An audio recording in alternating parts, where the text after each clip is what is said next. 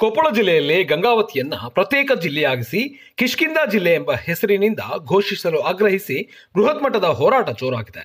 ಈ ಬಗ್ಗೆ ಜಿಲ್ಲೆಯ ಜನತೆ, ರಾಜಕೀಯ ನಾಯಕರು ಹಾಗೂ ಶಿಕ್ಷಣ ಸಂಸ್ಥೆಗಳ ಬೆಂಬಲದಿಂದ ಹೋರಾಟ ಸುದೀರ್ಘ ರೂಪ ಪಡೆದುಕೊಳ್ಳುತ್ತಿದೆ. ಬೃಹತ್ ಹೋರಾಟವನ್ನು ಕಲ್ಮಠದ ಕೊಟ್ಟೂರು ಶ್ರೀಗಳು ನೇತೃತ್ವ ವಹಿಸಿದ್ದು ಸಾವಿರಾರು ಜನರು ಈ ಚಳವಳಿಯಲ್ಲಿ ಪಾಲ್ಗೊಂಡಿದ್ದಾರೆ. ವಿಶೇಷವಾಗಿ ಶ್ರೀ ಕೊಟ್ಟೂರೇಶ್ವರ ವಿದ್ಯಾವರ್ಧಕ ಸಂಘದ ನೇತೃತ್ವದಲ್ಲಿ ಸುಮಾರು 6,000 ವಿದ್ಯಾರ್ಥಿಗಳು ಸರ್ಕಾರಕ್ಕೆ ಪತ್ರ ಬರೆದು ತಮ್ಮ ಬೇಡಿಕೆಯನ್ನ ವ್ಯಕ್ತಪಡಿಸಿದ್ದಾರೆ. ಈ ಮೂಲಕವಾಗಿ ಪ್ರತ್ಯಕ್ಷವಾಗಿ ಗಂಗಾವತಿಗೆ ಜಿಲ್ಲೆಯ ಸ್ಥಾನಮಾನ ನೀಡುವಂತೆ ಒತ್ತಾಯ ಸಹ ವ್ಯಕ್ತವಾಗಿದೆ. ಇನ್ನು ಚಳವಳಿಯಲ್ಲಿ ಮಾಜಿ ಶಾಸಕ ಪರಣ್ಣ ಮನವಳ್ಳಿ, ಮಾಜಿ ಸಂಸದರಾದ ಶಿವರಾಮೇಗೌಡ ಮತ್ತು ಹಲವು ಪ್ರಮುಖರು ಭಾಗವಹಿಸುವ ಮೂಲಕ ಹೋರಾಟಕ್ಕೆ ಇನ್ನಷ್ಟು ಬಲ ಸಿಕ್ಕಿದೆ. ಈ ಎಲ್ಲ ಕಾರ್ಯಾಚರಣೆಯ ಜವಾಬ್ದಾರಿಯನ್ನು ಕಿಷ್ಕಿಂಧ ಜಿಲ್ಲಾ ಹೋರಾಟ ಸಮಿತಿ ಸಹಿತ ಅನೇಕ ಸಂಘಟನೆಗಳು ಹೊತ್ತಿವೆ. ಜನಾಂಗದ ಭಾವನೆಗಳಿಗೆ ಸ್ಪಂದಿಸಿ ಗಂಗಾವತಿಯನ್ನು ಕೇಂದ್ರವನ್ನಾಗಿ ಮಾಡಿಕೊಂಡು ಹೊಸ ಜಿಲ್ಲೆ ರೂಪಿಸುವಂತೆ ಪ್ರತಿಭಟನಾಕಾರರು ಸರ್ಕಾರವನ್ನ ಒತ್ತಾಯಿಸುತ್ತಿದ್ದಾರೆ. ಇದು ಒಂದು ಪ್ರದೇಶದ ಬೇಡಿಕೆಯಾಗದೆ ಪ್ರಾದೇಶಿಕ ಸಮಾನತೆಯ ಹಕ್ಕಿಗಾಗಿ ನಡೆದಿರುವ ಸಂವೇದನಾಶೀಲ ಹೋರಾಟವಾಗಿದೆ ಎಂಬ ಅಭಿಪ್ರಾಯ ಸಮಾಜದಲ್ಲಿ ಮೂಡಿಬರುತ್ತಿದೆ. ಇವತ್ತು ನಾವು ಪ್ರತಿಭಟನೆ ಮಾಡೋದ್ರ ಜೊತೆಗೆ 6,000 ಕರಪತ್ರಗಳನ್ನು ಸನ್ಮಾನ್ಯ ಮುಖ್ಯಮಂತ್ರಿಗಳಿಗೆ, ಸನ್ಮಾನ್ಯ ಪ್ರಧಾನಮಂತ್ರಿಗಳಿಗೂ ಸಹಿತ ಕಳಿಸುವಂತ ವ್ಯವಸ್ಥೆಯನ್ನ ಮಾಡ್ತಾ ಇದೆ. ಈ ಕಾರ್ಯಕ್ರಮದಲ್ಲಿ ಭಾಗವಹಿಸಿದಂತ ಆತ್ಮೀಯರಂತ ಮಾಜಿ ಲೋಕಸಭಾ ಸದಸ್ಯರು, ನಮ್ಮ ಕಾರ್ಯದರ್ಶಿಗಳು ಮತ್ತು ಎಲ್ಲ ನಮ್ಮ ಪ್ರಾಧ್ಯಾಪಕ ವರ್ಗದವರು ಮತ್ತು ಎಲ್ಲ ವಿದ್ಯಾರ್ಥಿಗಳು ಸಹಿತ ಭಾಗವಹಿಸುವ ಜೊತೆಗೆ ನಮ್ಮ ಗಂಗಾವತಿ ಕಿಷ್ಕಿಂಧ ಜಿಲ್ಲೆ ಆಗಲೇಬೇಕನ್ನುವಂಥ ಉದ್ದೇಶದಿಂದ ಈಗಾಗಲೇ ಸಾಕಷ್ಟು ಹೋರಾಟವನ್ನು ಮಾಡಿದ್ದೇವೆ. ಇವತ್ತು ಗಂಗಾವತಿ ತಾವೆಲ್ಲ ನಾವು ಮೊದಲೇ ಹೇಳಿದ ಹಾಗೆ ಹೆಚ್ಚಿನ ಆದಾಯವನ್ನು ಜಿಲ್ಲೆಯಲ್ಲಿ ಕೊಡುತ್ತಿರುವಂತ ಯಾವುದಾದರೂ ತಾಲೂಕಿದ್ರೆ ಅದು ನಮ್ಮ ಗಂಗಾವತಿ ತಾಲೂಕು, ನಮ್ಮ ಜಿಲ್ಲೆ ಅನ್ನುವಂಥ ಮಾತನ್ನ ಬಹಳ ಹೆಮ್ಮೆಯಿಂದ ನಾವು ಎಲ್ಲರೂ ಹೇಳಬೇಕಾಗ್ತದೆ. ಆದ ಕಾರಣ ನಾವು ಮಾನ್ಯ ಮುಖ್ಯಮಂತ್ರಿಗಳಲ್ಲಿ, ಸಂಬಂಧಪಟ್ಟಂತ ಸಚಿವರಲ್ಲಿ ಮನವಿ ಮಾಡೋದ್ರ ಜೊತೆಗೆ ನಮ್ಮ ಕಿಷ್ಕಿಂಧ ಇರ್ಲಿ ಕಿಷ್ಕಿಂಧ ಜಿಲ್ಲೆಯನ್ನಾಗಿ ಗಂಗಾವತಿಯನ್ನು ಮಾಡಬೇಕು. ಯಾಕಂದ್ರೆ ಈಗಾಗಲೇ ನಮ್ಮ ಭಾಗದಲ್ಲಿ ಕನಕಗಿರಿ ಮತ್ತು ಕಾರ್ಡಿ 2 ತಾಲೂಕುಗಳಿದ್ದಾವೆ. ಕಂಪ್ಲಿ ಕೇವಲ ನಮ್ಮಿಂದ 10 ಕಿಲೋಮೀಟರ್ ದೂರದಲ್ಲಿದೆ ಮತ್ತು ಸಿನ್ನೂರನ್ನು ಒಳಗೊಂಡು ಗಂಗಾವತಿಯನ್ನು ಕಿಷ್ಕಿಂಧ ಜಿಲ್ಲೆಯನ್ನಾಗಿ ಮಾಡಿದಾಗ ನಮಗೊಂದು ದೊಡ್ಡ ಶಕ್ತಿ ಬರ್ತದೆ ಅನ್ನುವಂಥ ಮಾತನ್ನು ಸಹಿತ ಈ ಸಂದರ್ಭದಲ್ಲಿ ನಾನು ಹೇಳಕ್ಕೆ ಬಯಸ್ತಾ ಇದ್ದೀನಿ. ಮುಖ್ಯವಾಗಿ ಹೇಳೋದಾದ್ರೆ, ನೀವು KEB ಆದಾಯ ತೋಡ್ರಿ, ಜೊತೆಗೆ RTO ಆದಾಯ ತೋಡ್ರಿ, ಸಬ್ ರಿಜಿಸ್ಟರ್ ಆದಾಯ ತೋಡ್ರಿ, ಯಾವುದೇ ಆದಾಯಗಳನ್ನು ತೋಡಿದಾಗ ಜಿಲ್ಲೆಯಲ್ಲಿ ಹೆಚ್ಚಿನ ಆದಾಯವನ್ನು ಹೊಂದಿದಂತ ಕಿಷ್ಕಿಂಧ ಜಿಲ್ಲೆ ಗಂಗಾವತಿ ಅನ್ನುವಂಥ ಮಾತನ್ನು ಹೆಮ್ಮೆಯಿಂದ ಹೇಳಬೇಕಾಗ್ತದೆ. ಆದ ಕಾರಣ ನಮ್ಮ ಭಾಗದ ಜನರಿಗೆ ಹೆಚ್ಚಿನ ಅನುಕೂಲತೆಗಳಾಗಲಿ ಮತ್ತು ಇದು ಕಿಷ್ಕಿಂಧ ಇಡುವಂತ ಉದ್ದೇಶ, ಹನುಮ ಜನಿಸಿದ ನಾಡು ನಮ್ಮ ಗಂಗಾವತಿ, ನಮ್ಮ ಸಂಸ್ಕೃತಿ ಸಂಪ್ರದಾಯ, ನಮ್ಮ ಪರಂಪರೆ ಇದೆ. ಆ ದಿಶೆಯಲ್ಲಿ ನಮ್ಮ ಹನುಮ ಜನಿಸಿದ ನಾಡಿನ ಹೆಸರಿನಲ್ಲಿ ಕಿಷ್ಕಿಂಧ ಜಿಲ್ಲೆಯನ್ನಾಗಿ ಮಾಡಬೇಕನ್ನುವಂತ ಮಾತನ್ನ ಈ ಸಂದರ್ಭದಲ್ಲಿ ಪೂಜ್ಯರ ನೇತೃತ್ವದಲ್ಲಿ ಮತ್ತು ನಮ್ಮ ಎಲ್ಲ ವರ್ಗದ ನೇತೃತ್ವದಲ್ಲಿ ಸಹಿತ ಕಾರ್ಯ ನಡೀತಾ ಇದೆ. ಆದ ಕಾರಣ ಕೂಡಲೇ ಸನ್ಮಾನ್ಯ ಮುಖ್ಯಮಂತ್ರಿಗಳು ಜೊತೆಗೆ ಸನ್ಮಾನ್ಯ ನಮ್ಮ ಲೋಕಸಭಾ ಸದಸ್ಯರು, ಮಾನ್ಯ ಶಾಸಕರು, ಎಲ್ಲ ಜನಪ್ರತಿನಿಧಿಗಳು ಕೂಡಿಕೊಂಡು ಈ ಗಂಗಾವತಿಯನ್ನು ಕಿಷ್ಕಿಂಧ ಜಿಲ್ಲೆಯನ್ನಾಗಿ ಮಾಡೋದ್ರ ಜೊತೆಗೆ ಗಂಗಾವತಿ, ಕಾರಟಗಿ, ಕನಕಗಿರಿ, ಕಂಪ್ಲಿ ಮತ್ತು ಸಿಂಧನೂರು ಒಳಗೊಂಡಂತೆ 5 ತಾಲೂಕುಗಳು ಸಹಿತ ನಮಗೆ ಸಮೀಪ ಇರೋದ್ರಿಂದ ಕಿಷ್ಕಿಂಧ ಜಿಲ್ಲೆಯನ್ನಾಗಿ ಮಾಡಬೇಕನ್ನುವಂತ ಒತ್ತಾಯವನ್ನು ಮಾಡ್ತೀವಿ.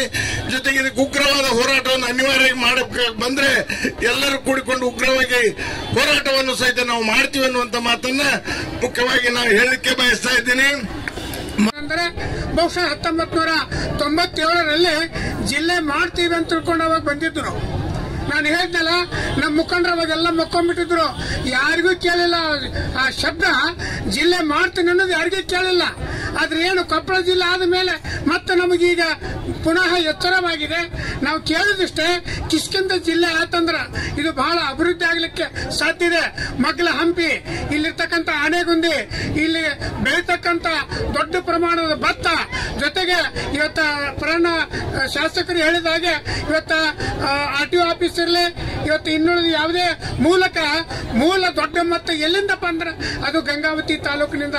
ಅದಕ್ಕೆ ಕನಕಗಿರಿ, ಆಮೇಲೆ ಕಾಟಿಗೆ, ಶಿನ್ನೂರು, ಕಂಪ್ಲಿ, ಗಂಗಾವತಿ ಈ ತಾಲೂಕನ್ನು ಒಳಗೊಂಡು ಗಂಗಾವತಿಯನ್ನ ಮುಖ್ಯ ಕೇಂದ್ರವನ್ನಾಗಿ ಕಿಷ್ಕಿಂಧ ಜಿಲ್ಲೆ ಹೋರಾಟ ಮಾಡಬೇಕನ್ನೋದು ಎಲ್ಲರ ನಮ್ಮ ಉದ್ದೇಶ. ಇದಕ್ಕೆಲ್ಲರ ಪ್ರೋತ್ಸಾಹ ಇಲ್ಲರಿ, ಎಲ್ಲರ ಒಂದು ಸಹಕಾರ ಇರಲಿ, ಎಲ್ಲದಕ್ಕೂ ಹೋರಾಟ ಮಾಡಿ ಇದನ್ನ ಜಿಲ್ಲೆಯನ್ನಾಗಿ ಮಾಡೋಣ ಅಂತ ತಿಳ್ಕೊಂಡು ಇಂದಿನಿಂದಲೇ ಪ್ರತಿಜ್ಞೆ ಮಾಡಿ ಮಾಡಿ ಇವತ್ತು ಪತ್ರದ ಮೂಲಕ ಚಳವಳಿಯನ್ನ ಪ್ರಾರಂಭ ಮಾಡುತ್ತೇವೆ.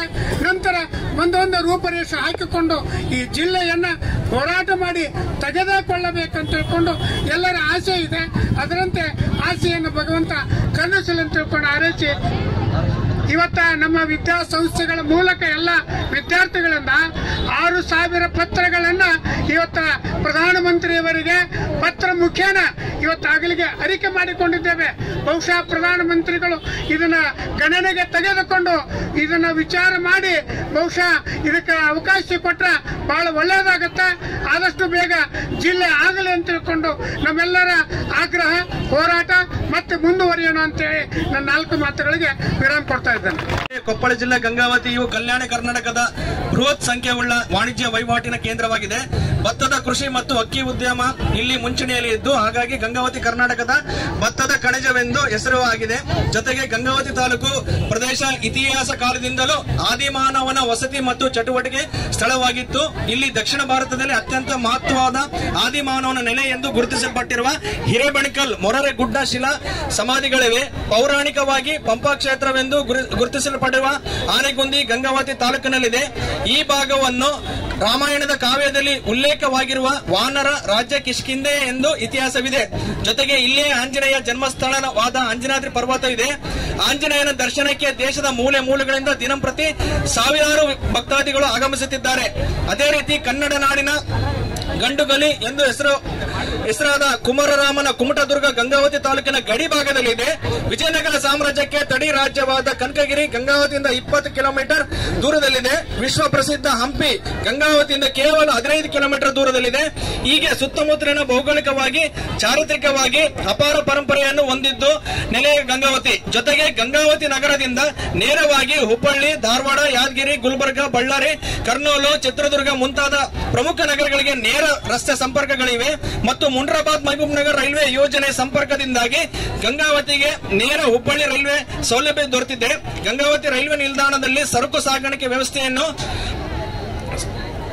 ವ್ಯವಸ್ಥೆ ಇದ್ದು ಇಲ್ಲಿ ರೈತರು ತಾವು ಬೆಳೆದ ಭತ್ತವನ್ನು ಮತ್ತು ಅಕ್ಕಿಯನ್ನು ಉತ್ತರ ಭಾರತದ ಹಾಗೂ ದಕ್ಷಿಣ ಭಾರತದ ರಾಜ್ಯಗಳಿಗೆ ರವಾನೆ ಮಾಡುತ್ತಿದ್ದಾರೆ ಹಾಗೂ ಅಂತಾರಾಷ್ಟ್ರೀಯ ಮಟ್ಟದಲ್ಲೂ ರವಾನೆ ಮಾಡುತ್ತಿದ್ದಾರೆ. ಗಂಗಾವತಿಯ ಶೈಕ್ಷಣಿಕ ಸಂಘದ ಆಶ್ರಯದಲ್ಲಿ ನಡೀತಕ್ಕಂಥ ಎಲ್ಲ ಶಾಲೆ ಕಾಲೇಜುಗಳ ಮುಖಾಂತರ ಪ್ರಧಾನಮಂತ್ರಿಯವರಿಗೆ ಮತ್ತು ರಾಜ್ಯದ ಮುಖ್ಯಮಂತ್ರಿಗಳವರಿಗೆ ಪತ್ರದ ಮೂಲಕ ಈ ಒಂದು ಕೊಪ್ಪಳ ಜಿಲ್ಲೆಯಲ್ಲಿರ್ತಕ್ಕಂಥ ಗಂಗಾವತಿಯ ಕಿಷ್ಕಿಂಧವನ್ನ ಗಂಗಾವತಿಗೆ ಕಿಷ್ಕಿಂಧೆ ಜಿಲ್ಲೆಯನ್ನಾಗಿ ಘೋಷಣೆ ಮಾಡಬೇಕು ಅಂತಕ್ಕಂಥ ಒತ್ತಾಯ ಮಾಡತಕ್ಕಂಥ ಈ ಒಂದು ಕಾರ್ಯಕ್ರಮದಲ್ಲಿ ಭಾಗವಹಿಸಿರ್ತಕ್ಕಂಥ ಕೊಟ್ಟೂರು ಮಹಾಸ್ವಾಮಿಗಳ ಪಾದಾರಗಳನ್ನು ಪಡಮಟ್ಟು ಮತ್ತು ಈ ನಮ್ಮ ಜೊತೆ ಈಗ ತಾನೇ ಮಾತನಾಡಿದ ಪರಣ ಮುನೋಳಿ ಅವರೇ ಮತ್ತು ಎಲ್ಲ ನನ್ನ ಆಡಳಿತ ಮಂಡಳಿ ಸದಸ್ಯರುಗಳೇ, ವಿದ್ಯಾರ್ಥಿನಿಯರೇ, ಗುರು ವೃಂದವೇ, ಈಗ ತಮ್ಮಲ್ಲಿ ಕೇಳೋದಿಷ್ಟೇ. ಈಗಾಗಲೇ ನಮಗೆ ರಾಯಚೂರನ್ನ ವಿಂಗಡಣೆ ಮಾಡಿ ಕೊಡ್ತಕ್ಕಂಥ ಸಂದರ್ಭದಲ್ಲಿ ಕೊಪ್ಪಳವನ್ನ ಮಾಡುವ ಬದಲು ಗಂಗಾವತಿಯನ್ನ ಮಾಡಬೇಕಾಗಿರ್ತಕ್ಕಂಥ ಸಂದರ್ಭದಲ್ಲಿ ನಮ್ಮ ನಾಯಕರುಗಳ ಒಂದು ತಾಶ್ಚರ್ಯದಿಂದ ಅವತ್ತಿನ ಜಿಲ್ಲೆ ಆಗಬೇಕಾಗಿರ್ತಕ್ಕಂಥದ್ದು ಗಂಗಾವತಿಯನ್ನ ನಾವು ಕಳೆದುಕೊಂಡು ಇವತ್ತು ಕೊಪ್ಪಳ ಜಿಲ್ಲೆ ಆಗಿದೆ.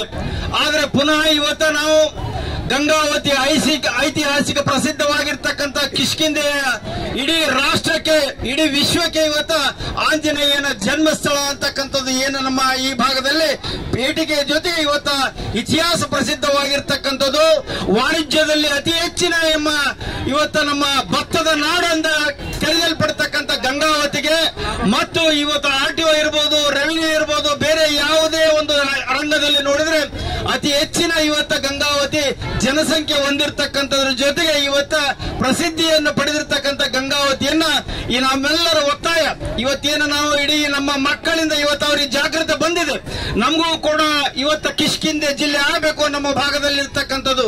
ನಾವು ಕೂಡ ಮುಂದಿನ ಈ ಒಂದು ಕೊಪ್ಪಳ ಜಿಲ್ಲೆಯ ಸದಸ್ಯರ ತಡೆದು ಇವತ್ತು ನಾವು ಗಂಗಾವತಿಯ ಕಿಷ್ಕಿಂಧೆ ಜಿಲ್ಲೆಯ ಸದಸ್ಯರಾಗಬೇಕು ಅಂತಕ್ಕಂಥ ಏನು ಅವರ ಆಸೆ ಇದೆ, ಅವರ ಆಸೆಯ ಒತ್ತಾಯವನ್ನ ಪತ್ರದ ಮೂಲಕ ಇವತ್ತು ನರೇಂದ್ರ ಮೋದಿ ಅವರಿಗೆ ಒತ್ತಾಯ ಮಾಡುವ ಜೊತೆಗೆ ಸಿದ್ದರಾಮಯ್ಯನವರಿಗೆ ಒತ್ತಾಯ ಮಾಡುವ ಮೂಲಕ ಕಂಪಲಿ, ಗಂಗಾವತಿ, ಸಿಂಧನೂರು ಕಾರಟಗಿ ಮತ್ತು ಕನಕಗಿರಿಗಳನ್ನು ಒಟ್ಟುಗೂಡಿಸಿ 5 ತಾಲೂಕುಗಳನ್ನು ಒಟ್ಟುಗೂಡಿಸಿ ಜಿಲ್ಲೆಯನ್ನು ರೂಪಿಸಬೇಕು ಅಂತಕ್ಕಂಥ ಒತ್ತಾಯವನ್ನ ಈ ಒಂದು ಪತ್ರದ ಮೂಲಕ ಮಾಡುವ ಜೊತೆಗೆ ಮುಂದಿನ ದಿನಗಳಲ್ಲಿ ರಕ್ತದ ಮೂಲಕ ಕೇಳತಕ್ಕಂಥ ಪರಿಸ್ಥಿತಿ ನಿರ್ಮಾಣ ಆದ್ರೂ ಆಗಬಹುದು ಅಂತಕ್ಕಂಥ ಮಾತನ್ನ ಈ ಸಂದರ್ಭದಲ್ಲಿ ಹೇಳಲಿಕ್ಕೆ ಇಚ್ಛಪಡ್ತಾ ಇದ್ದೀನಿ ಬಂಧುಗಳೇ. ಈಗ ನಾವು ಪತ್ರವನ್ನು ಕೊಟ್ಟಿದ್ದೇವೆ, ನಾಳೆ ರಕ್ತವನ್ನಾದರೂ ಕೊಟ್ಟು ನಾವು ಇವತ್ತು ಜಿಲ್ಲೆಯನ್ನು ಮಾಡ್ತೀವಿ ಅಂತಕ್ಕಂಥ ಮಾತನ್ನು ಕೊಡುವ ಮೂಲಕ ಈ ಒಂದು ಒತ್ತಾಯವನ್ನು ಮಾಡ್ತಾ ಇದ್ದೀವಿ. ತಮಗೆ ಬೇಗನೆ ಇದಕ್ಕೆ ಸ್ಪಂದನೆ ಬೇಕು ಅಂತಕ್ಕಂಥ ರಾಜ್ಯದ ಮುಖ್ಯಮಂತ್ರಿಗಳಿಗೂ ಮತ್ತು ಕೇಂದ್ರದ ನಮ್ಮ ಪ್ರಧಾನಿಯಂತರು ಕೂಡ ಒತ್ತಾಯ ಮಾಡುವುದರ ಮೂಲಕ ತಹಸೀಲ್ದಾರ್ ಮೂಲಕ ನಮ್ಮ ಮನವಿಯನ್ನು ಸಲ್ಲಿಸ್ತಾ ಇದ್ದೀವಿ.